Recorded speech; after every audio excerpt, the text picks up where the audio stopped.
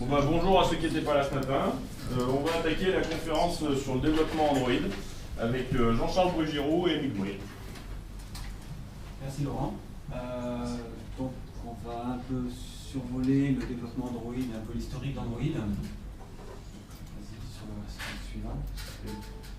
Donc Jean-Charles. Je me présente, Jean-Charles Brugiroux, je suis étudiant en M1 donc ici à Supinfo. Voilà, je suis passionné de développement Android et à l'heure actuelle je suis en contrat pro donc chez Mick dans sa société. Donc Mick Bry. Donc j'ai une société de développement mobile depuis 1997 et je m'occupe aussi de la GDG Clermont. Alors bon, là on n'a pas vraiment de slide pour montrer, mais la GDG Clermont en fait s'occupe c'est le Google Developer Group Clermont-Ferrand. Donc on est en relation avec Google France notamment pour en fait organiser des events liés à toutes les technologies Google et notamment les technologies Android. C'est un peu les technos les plus représentatifs de Google. Et donc on organise des événements, enfin on essaie d'organiser un peu des événements autour de ces technos de manière régulière.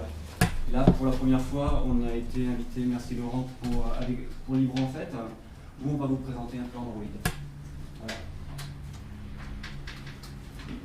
Donc au niveau de la présentation, au niveau de l'index, on va vous faire une présentation rapide de l'OS.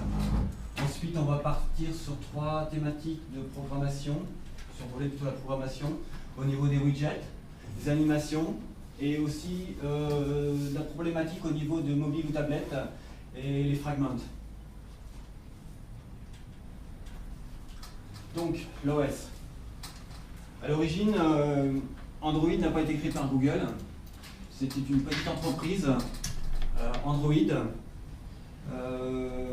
fondé par Andy Rubin. Andy Rubin est quand même assez connu dans le domaine du mobile parce qu'il a fait pas mal de produits au niveau du mobile, au niveau de l'interface. Donc cette boîte a été rachetée par Google en 2005. On se demandait vraiment pourquoi ils avaient racheté cette boîte. Ensuite, de manière emblématique, tout le monde connaît, je pense, le robot vert, Android. Ce qui est marrant, c'est qu'il est sous licence CC, donc en fait, tout le monde peut se l'approprier et en faire ce qu'il en lui semble. Ensuite, Google, pour permettre en fait l'adoption rapide d'Android sur les terminaux, a créé l'Open Handset Alliance, qui regroupe tous les grands noms en fait de la téléphonie notamment, comme Samsung. Ensuite, un point très important, c'est un OS open source et il est basé sur le noyau Linux. Donc open source, c'est-à-dire que le source code est disponible et qu'on peut le compiler soi-même. Ensuite, c'est un OS vraiment libre et il est basé sur la licence Apache. Voilà. Bon, ça c'est pour troller un peu GNU. Ensuite, au niveau de l'OS, voilà toutes les versions. Elles ont toutes un nom de dessert. Donc, la première release majeure, Cupcake, en 1.5. Donc, avant Cupcake, on avait, disons, la préhistoire d'Android, où on avait un espèce d'OS qui ressemblait à du BlackBerry, qui était absolument pas tactile, qui était sur un prototype de téléphone clavier QWERTY. Donc ça ressemblait vraiment à du BlackBerry. Ensuite, en 2008-2009, est sorti le G1, téléphone conçu par HTC, téléphone qui était encore avec clavier, mais qui était tactile, pas multipoint par contre. Ensuite, en 2000, sorti quand 2009. Peut-être bien 2009, ouais. Donc Cupcake, ça commence à aller sur une autre voie. Donc le AI a été totalement revu. Et à partir de là, on va sur un rythme de croisière avec une release tous les ans. Gingerbread est, disons, la première mouture d'un OS relativement stable et correct et utilisable. Parce que en dessous de Gingerbread, disons que la virtual machine était lente, que le OS n'était pas très bien conçu, et que l'UI n'était pas vraiment très design, disons. Ensuite, arrive un espèce de monstre qu'on appelle Honeycomb, qui est une version spéciale tablette. C'est un peu la réponse de Google à Apple au niveau de son iPad. Donc ils ont bricolé en vitesse avec Motorola une version spéciale, un espèce de fork, qui n'est pas vraiment une V4, mais qui n'est pas non plus une V2. Donc c'est un mix entre les deux. En réalité, si vous regardez correctement, Honeycomb en fait avait un cœur Gingerbread sur lequel on avait greffé une interface graphique qui ressemblait un peu à SIS. Ensuite arrive la V4, et là on arrive vraiment à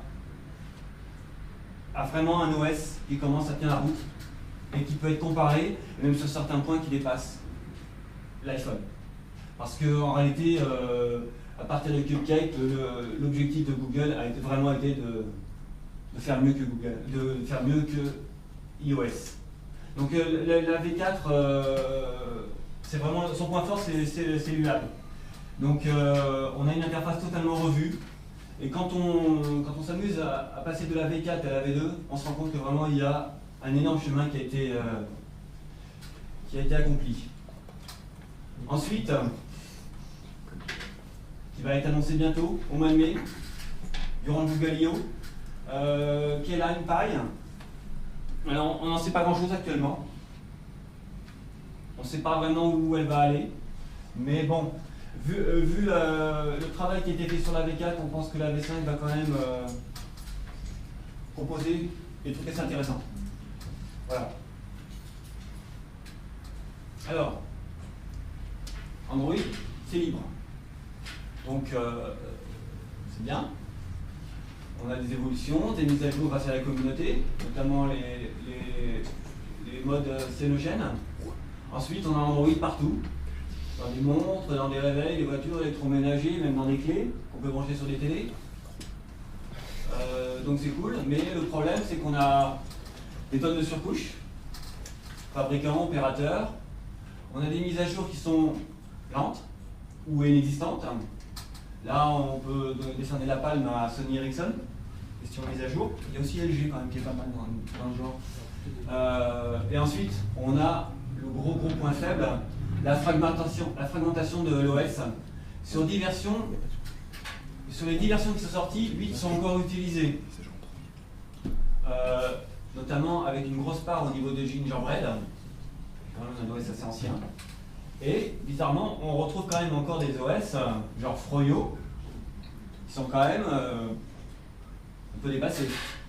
Mais bon, ICS, donc toutes les versions, toute cette partie-là, disons que c'est toute la partie Android 4.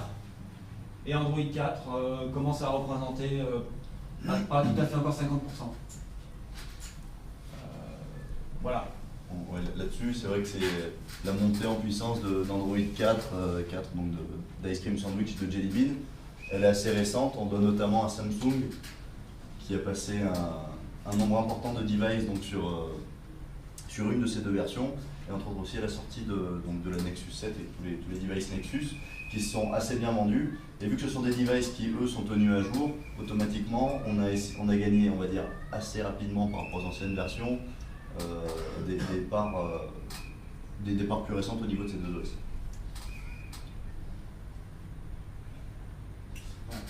Est-ce que vous avez des questions X ou Y sur l'OS en général?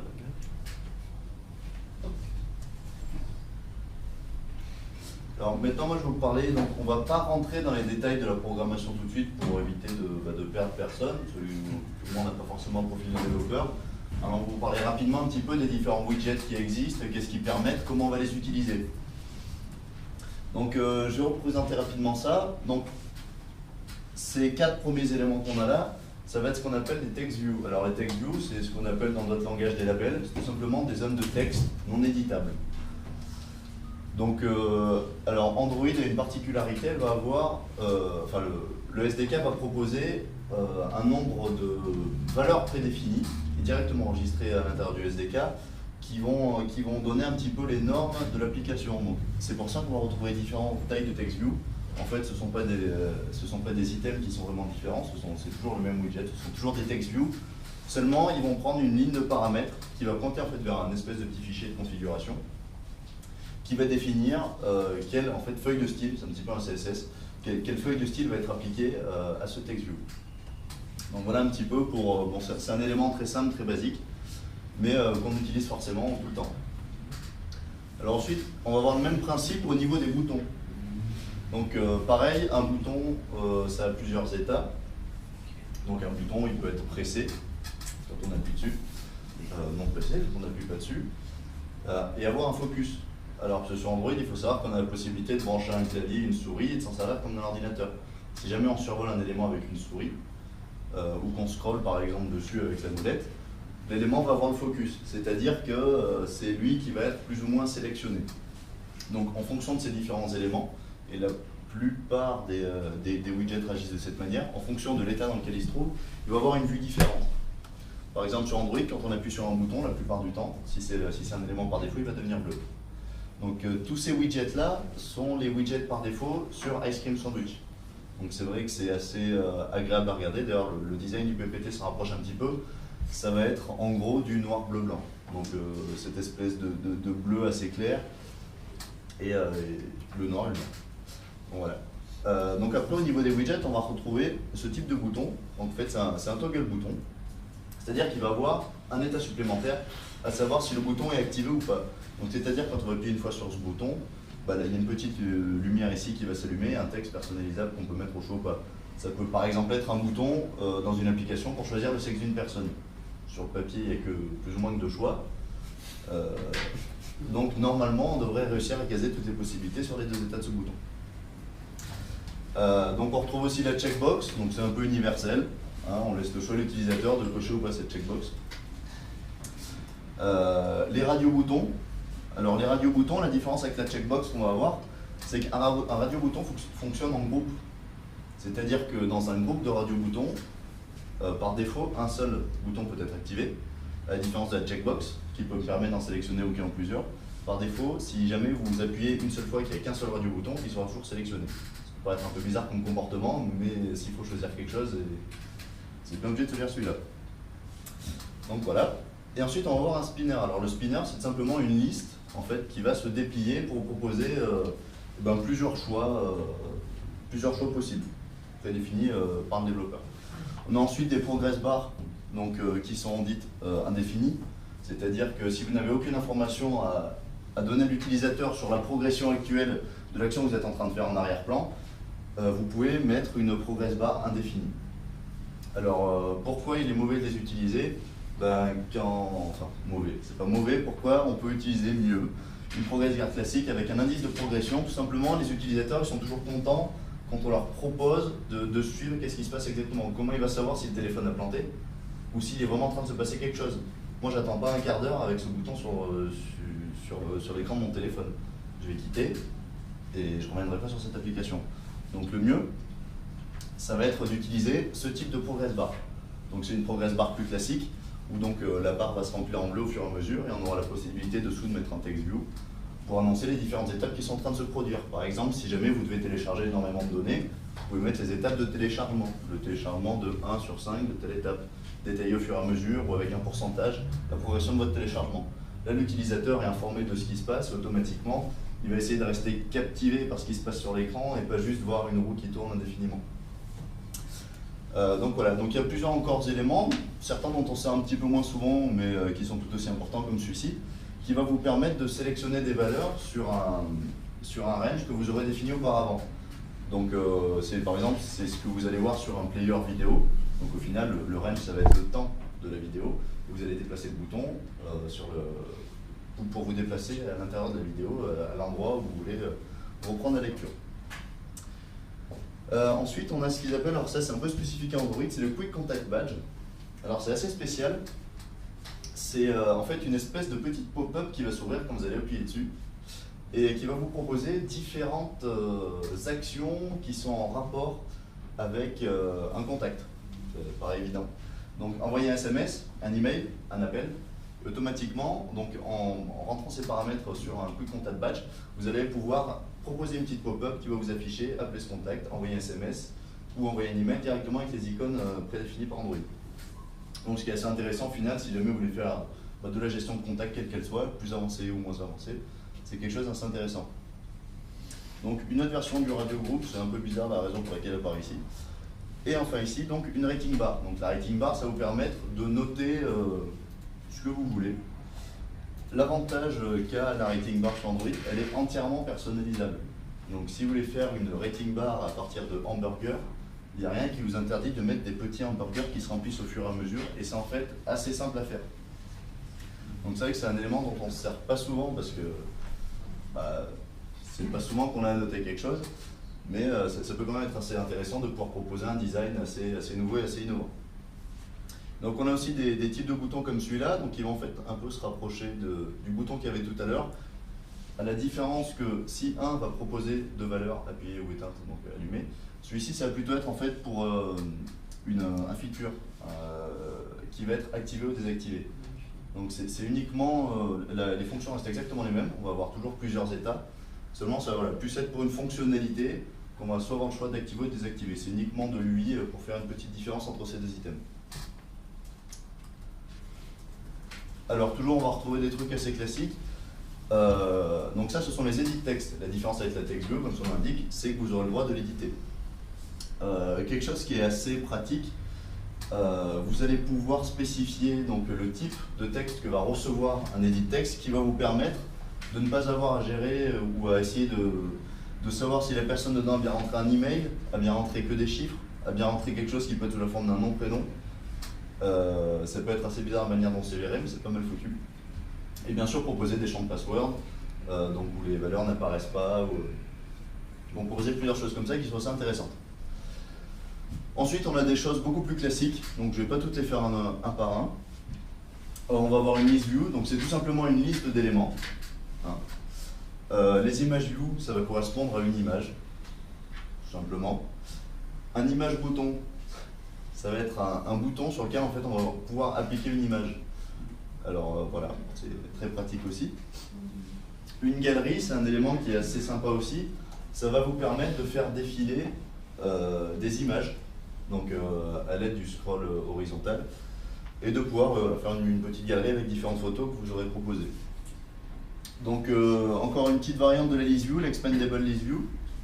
Le principe, c'est si jamais vous avez plusieurs listes à afficher à l'intérieur d'un même écran, au lieu de toutes les déplier en fait, et que l'utilisateur soit noyé dans une masse d'informations, on va mettre une expandable list view, et comme ça l'utilisateur pourra choisir la liste qu'il veut afficher, uniquement déplier et regarder les informations qui l'intéressent.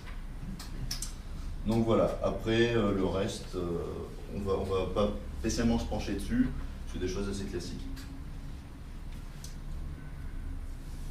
Alors, sur Android, alors je sais pas si, je sais que si, il y en a certains qui ont fait un peu de Java dans la salle. Le principe d'Android au niveau de l'UI va être le fonctionnement en layout. Alors les layouts, qu'est-ce que c'est? Ça va être une manière d'organiser votre fenêtre. Donc sur Android, on a 5 ou 6 layouts différents, il y en a 2 qu'on utilise, voire 3. Ça va être le linear layout, le relative layout. Alors qu'est-ce qu'un linear layout? Alors le linear layout en fait va vous permettre d'aligner des boutons à la suite, que ce soit donc de manière verticale ou horizontale. Il va pas faire on ne pourra pas mettre un bouton exactement où on veut sur l'écran, c'est-à-dire qu'on va spécifier un endroit, que ce soit vertical ou horizontal, et tous les éléments qu'on mettra seront les uns à la suite des autres. À la différence, donc si on reprend le relative layout, lui on va pouvoir placer les boutons de manière relative les uns par rapport aux autres. Alors quand je vous dis les boutons, bien sûr ça peut être une image vue ou quoi que ce soit d'autre. Les placer l'un par rapport aux autres, c'est-à-dire que ce bouton-là à l'heure actuelle, sa position relative, c'est qu'il va être en haut à gauche de l'écran. Donc c'est les deux seuls paramètres que ce bouton aura. Celui-ci est en dessous du premier bouton et décalé de, on va dire, 15 pixels sur la droite. D'accord? Vous comprenez un peu le principe de position relative, la différence avec par exemple sur iPhone où c'est toujours, je sais plus, des positions strictes, où c'est-à-dire le bouton il sera en pixel 00 et en pixel 215. donc où c'est voilà, un peu plus évolutif, on va dire, ou peut-être générique. Alors pourquoi avoir choisi ce système plutôt que des positions fixes? Et bien tout simplement sur Android, comme on le disait tout à l'heure, ça tourne sur énormément de devices, d'appareils différents. Sur une montre, on n'aura pas forcément le même écran que sur un téléphone, et même sur les téléphones, on a des écrans qui vont de 2,5 pouces à 5 pouces, voire 6 pouces, voire même plus pour certaines fantaisies. Donc selon la taille de l'écran, l'avantage c'est que les boutons prendront plus ou moins d'espace plus ou moins d'espace dans l'espace disponible. Donc voilà l'intérêt du relative layout. Donc bien sûr, quand on fait des UI très avancées comme celle-ci, qui est notamment splendide, on va pouvoir combiner donc plusieurs types de layouts et les mettre les uns dans les autres. Donc le principal layout de cette fenêtre, c'est un relative layout. Donc on voit les positions des différents éléments qui sont relatifs les unes aux autres, à savoir que ce text view va être par exemple à 15 pixels du haut, et qu'on va voir en dessous de ce text view une image view, et en dessous un linear layout. Donc le linear layout qui lui contient les trois boutons. Voilà un petit peu donc pour le principe des layouts. Un qui est utilisé plus rarement, donc ça va être le grid layout qui va permettre, comme le nom l'indique, de placer les éléments dans une grille de X colonnes et X lignes que l'utilisateur pourra choisir à ses listes. Alors, et un qu'il ne faut pas utiliser, donc pour la raison que je viens d'évoquer, c'est l'absolute layout. Tout simplement parce qu'il utilise des positions fixes, comme on disait tout à l'heure, un peu comme sur iOS. Donc voilà.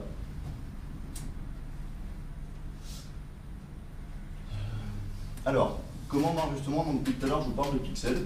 Pour ceux qui connaissent un peu, c'était totalement aberrant. Parce qu'en fait, il n'y a pas vraiment. Enfin, les pixels sont très rarement utilisés sur Android. Tout simplement parce que s'il y a différentes tailles d'écran, il va y avoir aussi différentes densités d'écran. Ainsi, la plupart du temps, on va utiliser ce qu'ils appellent les DP. Les DP, ce sont des pixels, mais la différence, qu'ils sont indépendants de la densité de l'écran. Imaginons une densité qui est 2 fois supérieure sur un écran. Donc sur Android, on parle d'écran HDPI, pour dire que c'est un écran à haute densité, et de MDPI, donc quand c'est des écrans à densité moyenne. On va dire que l'écart entre les deux, le quotient est de 2. Donc on a un écran qui a une...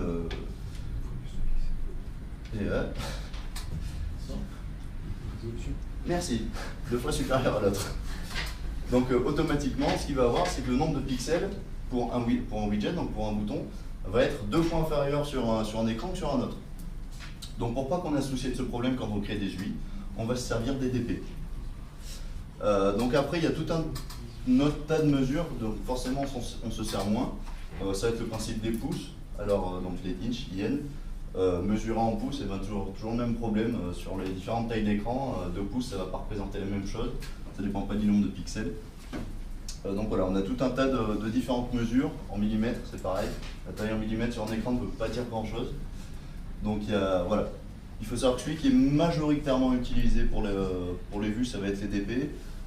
Et vous servirez surtout de ça la plupart du temps si jamais un jour vous mettez des blancs Android.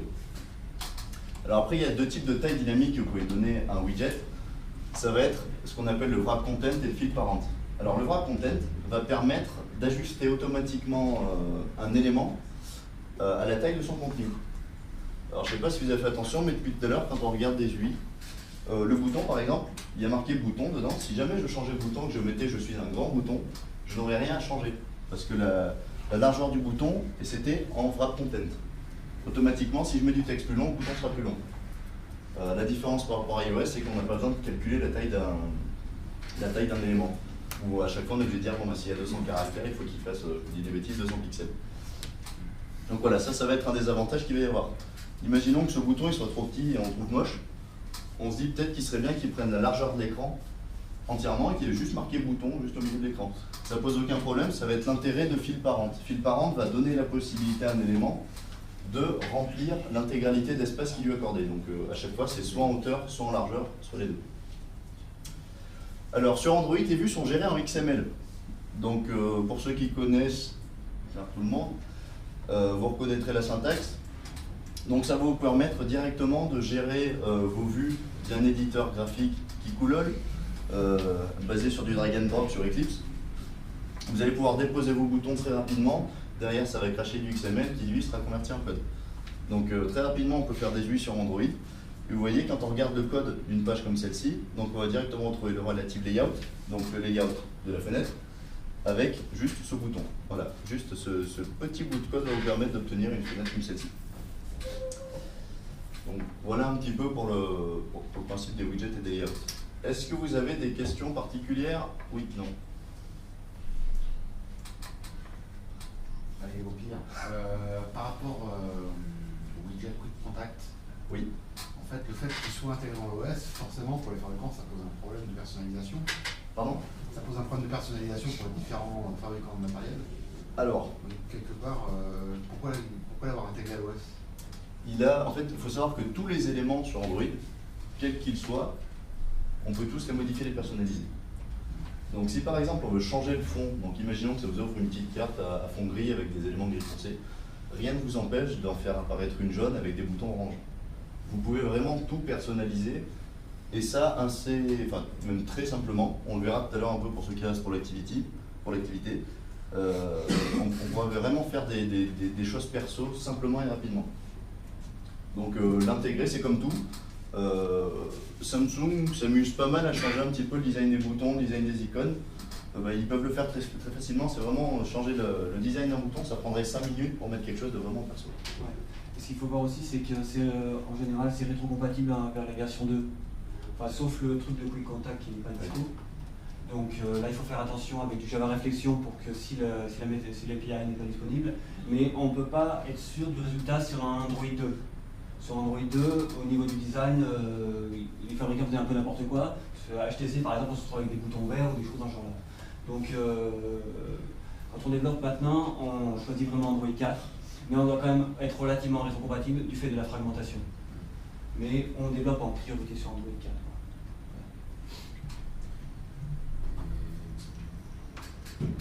Est-ce qu'on peut se créer notre propre user control en fait est-ce qu'on peut créer nos propres user control en fait réutilisables en fait? Typiquement, je sais pas, tu veux avoir un bouton dans lequel tu vas lancer un chronomètre parce que derrière ça tu peux pouvoir l'utiliser sur X projet en ayant créé le plan. Alors, donc un bouton sur lequel il y aura un chronomètre, donc tu veux dire un bouton classique sur lequel le texte du bouton sera un chronomètre? Oui, je dis n'importe quoi, hein, mais... Et au lieu d'appeler bouton, tu appelles le bouton chrono. Voilà, par exemple, oui, tout à fait, c'est un point des principes du développement objet, c'est de pouvoir réutiliser tes classes. Et alors là, un des gros avantages, je ne sais pas si tu l'as fait exprès, mais ça existe totalement sur Android, c'est qu'il y a une espèce de petit timer qui existe, qui permet directement, en fait, il a 2 méthodes implémentées. Donc il y en a une qui va permettre d'être appelé à chaque fois que tu le décides. Donc imaginons que tu as un timer qui est de 30 à 0. Et ben, on va dire que toutes les secondes, tu appelles cette fonction en fait va mettre à jour la vue de ton bouton. Donc, et te passer en paramètre en plus le temps écoulé, donc le temps qui reste. Donc à chaque fois, tu as juste à setter ton bouton et marquer 9, 8, 7, 6, 5, 4, 3, 2, 1, 0. Donc, non seulement ce serait très rapide, et pour le réutiliser, tu le mets dans une lib ou dans ce que tu veux. Après, tu peux le réutiliser très librement dans notre projet. Et est-ce que tu peux le mettre par exemple sur Eclipse dans les tableaux de bord, tu vois, dans les toolkits là? Alors non, tu ne pourras pas directement y rajouter après sur le côté de... Oui, je vois ce que tu veux dire. Ouais, donc tu ne pourras pas directement rajouter sur la partie drag and drop. Tu ne pourras pas l'utiliser, mais tu pourras utiliser un XML par contre. Tu peux y faire appel dans le XML, mais tu n'auras pas de prévisualisation. Du moment que ce n'est pas une classe qui est connue, vraiment connue d'ailleurs, parce qu'il y en a certaines qui sont connues et qui n'ont pas de prévisualisation, tu ne pourras pas directement le poser dessus. Ça te mettra en fait un espèce de petit carré gris sombre. Si toi tu sais ce que c'est, c'est le principal, mais tu n'auras même pas la vue d'un bouton. C'est tout bon?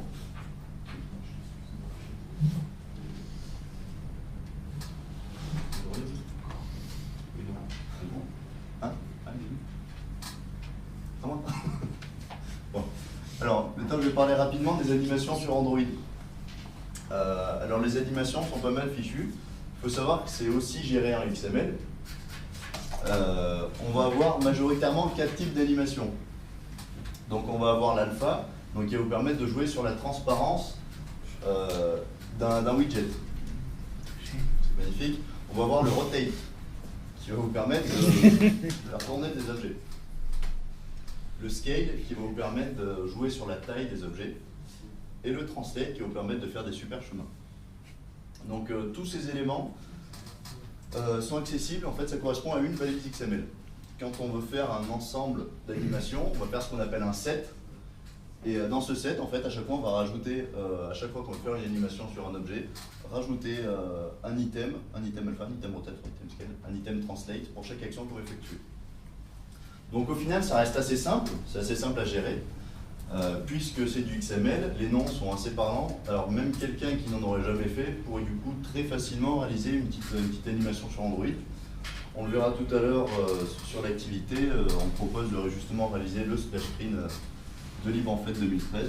Et vous verrez, c'est assez simple de faire quelque chose de pas trop moche et surtout assez rapidement. Donc non seulement ça permet d'animer des widgets, donc des boutons, des images, etc. Mais ça va aussi vous permettre d'animer des fenêtres. Donc c'est-à-dire les transitions entre vos différentes pages, vous pourrez les gérer avec des animations. C'est assez intéressant quand vous voulez personnaliser un petit peu votre interface. Ça peut avoir des petits plus. Bon, après, il ne faut pas que ce soit trop lourd non plus. L'utilisateur, il va se lasser de voir que votre page, elle fait 2 saltos avant de partir et qu'elle en fait 2 autres dans l'autre sens avant de venir. C'est pas non plus forcément très agréable. Alors, c'est sympa, mais avec parcimonie. La seule limite, votre imagination. C'est 4 choses, mais si vous réfléchissez bien avec ça, vous pouvez à peu près tout faire. La seule chose qu'on pourrait imaginer qui soit mieux, mais forcément qu'on ne puisse pas directement gérer dans du XML, ce serait de la transformation 3D. Donc avec ça, vous pouvez vraiment faire énormément de choses. Est-ce que vous avez des questions sur les animations en général, quelles qu'elles soient? Plus que ça. C'est imbriquable, bien évidemment. Alors voilà, tout à fait. Donc, oui, vous pouvez vraiment tout faire, donc vous pouvez le faire en même temps, c'est pareil. Donc il y a une notion un peu de timeline. C'est-à-dire que vous allez pouvoir gérer le moment à lequel commence l'animation, le temps qu'elle va durer, etc. Et vous aurez en plus un élément qui s'appelle un interpolator sur chaque animation, qui va vous permettre de faire une petite gestion. C'est un des paramètres prédéfinis d'Android, un peu comme j'en parlais tout à l'heure. Ça va vous permettre de par exemple faire un effet d'accélération au début et puis de décélération vers la fin. Il y a des petits effets comme ça qui sont prévus. Alors bien sûr, ça c'est rajouté selon l'effet qui est proposé. Par exemple, si on le faisait sur l'effet alpha, au début, hop, il apparaîtrait très fort, puis il disparaît très rapidement, etc. Donc voilà, des petites choses comme ça, après pour chaque élément, que je ne vais pas tous détailler ici, ce serait encore plus barbant. Donc voilà, on va rester sur des choses assez simples pour le moment. C'est bon ?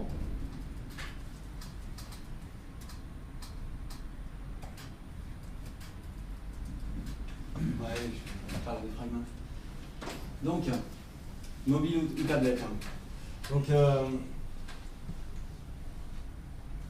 quand les tablettes sont apparues, en fait, sur Android, on a eu un souci. Parce que quand on mettait Android 2 sur une tablette, c'était assez moche. C'était totalement déformé. Et donc, Google a cherché une solution. Et ils ont trouvé la solution qu'on nomme les fragments. Donc, qu'est-ce que c'est? Donc, c'est basé sur les activités. Et donc, c'est sorti à partir de Honeycomb, la version 3. Donc, sur les tablettes. C'était conçu à l'origine pour les tablettes. Mais c'est aussi compatible avec les versions précédentes, en fait, en utilisant une librairie externe pour pouvoir être rétrocompatible et donc d'être utilisable sur Android 2. Alors, les avantages, ça permet de penser l'UI pour mobile et tablette. Donc on aura une vue spécifique entre mobile et tablette. Pas une vue, mais une disposition spécifique. Donc en fait, ça va permettre de séparer les différentes vues. L'inconvénient, c'est plus complexe à mettre en place et c'est sur certains devices plus gourmand en ressources. Il y a aussi un autre inconvénient quand on est en prod, c'est d'expliquer au client à quoi ça sert. Voilà. Donc c'est vraiment un truc qu'il faut réfléchir dès le démarrage quand on fait un projet Android, les fragments. Voilà. Bon, c'est à peu près tout. Ouais, si, un des autres avantages, oui, donc je vous ai parlé, de séparer un peu les différentes parties de votre vue. Si jamais vous avez plusieurs on va dire, plusieurs traitements assez lourds ou même coûteux en ligne de code à effectuer sur une seule vue. Ça peut être intéressant, au lieu de tout découper en fonction, vous faites 4 vues majoritaires qui vont être coupées chacune en fragments et qui vont toutes réaliser des actions différentes. Ça peut vous permettre de gérer plus facilement à chaque fois comment va réagir donc cette partie de l'écran une fois que les données seront chargées ou une fois que les traitements derrière seront affichés. Et oui, donc c'est un peu plus gourmand, tout simplement, au lieu de gérer un cycle de vie d'une seule activity, vous allez devoir en gérer 4. Petite question. Tout ce que c'est un peu. Tu disais que normalement c'est rétrocompatible, c'est ça les fragments, mais il y a a priori il y a une API à mettre, c'est ça? Alors, je sais que passé un temps ils avaient développé une API. Il y a une lib qui est proposée par Google. Donc c'est bizarre, mais c'est Google qui fait une mise à jour, qui propose la lib qui va directement avec pour que ce soit rétrocompatible. C'est en fait bien intégré sur Eclipse, puisque dès que tu essaies de t'en servir, il va dire ah bah ok mais il faut télécharger ça. Et automatiquement tu télécharges, il est déjà téléchargé en fait, mais il te le rajoute directement à ton projet. Donc au final tu t'en limites pas trop compte que c'est pas prévu pour tourner sur d'anciennes versions d'Android. Et ça tourne bien sur d'anciennes versions d'Android? Ah oui, c'est parfaitement intégré, il n'y a aucun problème. La lib à la base qui permet de faire tourner sur des versions antérieures c'était à Honeycomb, donc à 3.0, ça marche très bien, c'est vraiment intégré parfaitement, c'est fait par Google. Il n'y a aucun souci. Voilà, est-ce qu'il y a des questions? Toujours pas.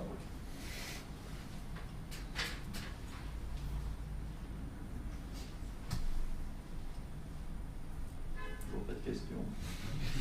C'est un peu obscur pour l'instant, avant. Oui, alors c'est vrai que c'est pas possible. Hein? Une petite image. Ouais. T'aurais pu montrer les contacts? Oui, bon. En fait, ça joue sur quoi? Surtout sur l'apparence? En fait, c'est la disposition. Par exemple, on prend montre contact, par exemple, sur une tablette. Ce que j'ai déplié. Voilà. En fait, les vues sont disposées de manière différente. On a la liste de contacts et à côté, on a la fiche contact. Sur une tablette, on aura ça. Tandis que si on retourne et qu'on arrive sur une version, voilà, on a derrière la liste des vues, des contacts, et puis on doit cliquer sur une pour arriver à la vue. Voilà. Et en fait, les fragments permettent de gérer ça automatique. Ouais. Ouais, et puis il y a les problématiques aussi de communication entre fragments, sous-fragments, ça peut compliquer des fois. Pour l'application, c'est-à-dire que là, tu vas t'oublier de faire ça. C'est la même chose. En fait, on va avoir deux principes. Donc il y en a un qui va être une liste view, une simple liste avec des noms. Et sur téléphone, en fait, pour avoir ce détail, on est obligé de cliquer sur un élément pour avoir en fait le détail qui apparaît ici à côté. Voilà. C'est un peu comme le responsive design dont on parle pas mal sur le web en ce moment. Ça s'adapte en fonction de la taille de la vue. En fait. Voilà. Là, c'est un peu plus poussé parce que c'est vraiment des vues indépendantes.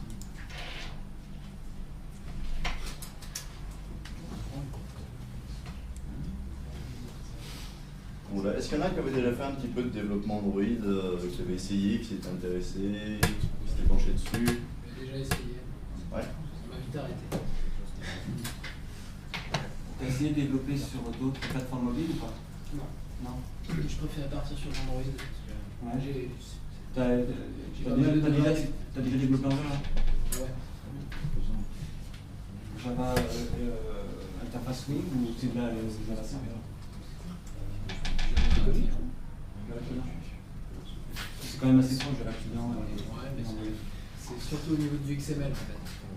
Ouais. C'est-à-dire qu'au départ, les bonnes pratiques, on les connaît pas forcément, on se retrouve avec le drag and drop. J'ai pas assez pris de temps de me documenter. Au niveau de l'interface, on peut tout à fait la faire sans le XML. On peut créer les composants à la main. C'est parfois même plus évident que le drag and drop qui sur Eclipse c'est super mal géré. Enfin, c'est pas super mal géré, mais c'est tant qu'on n'a pas bien compris les principes, ne serait-ce que des différents layouts. On essaie de placer le bouton à un endroit précis, le bouton il remonte, on se dit alors machin c'est de la. Mais en fait, pas forcément, c'est peut-être qu'on ne le plaçait pas dans un layout qui permettait de mettre où on veut.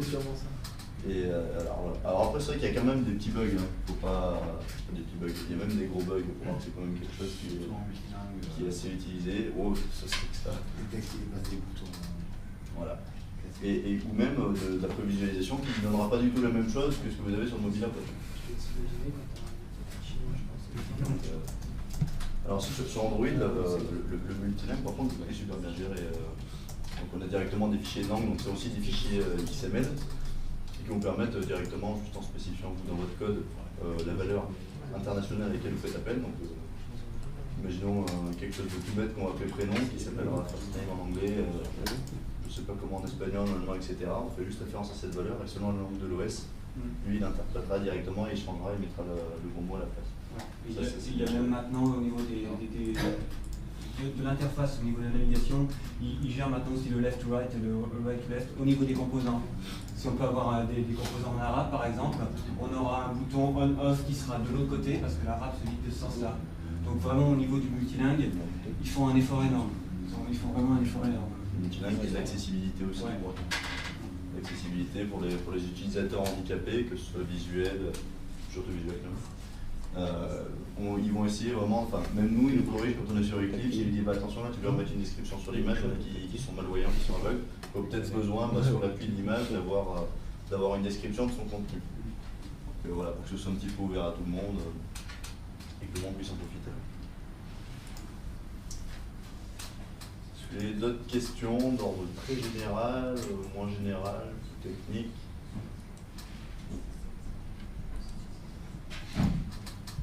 Colin? Non.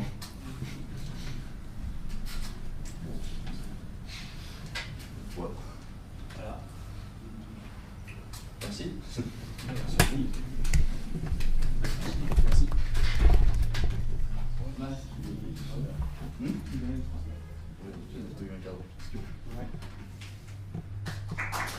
Merci.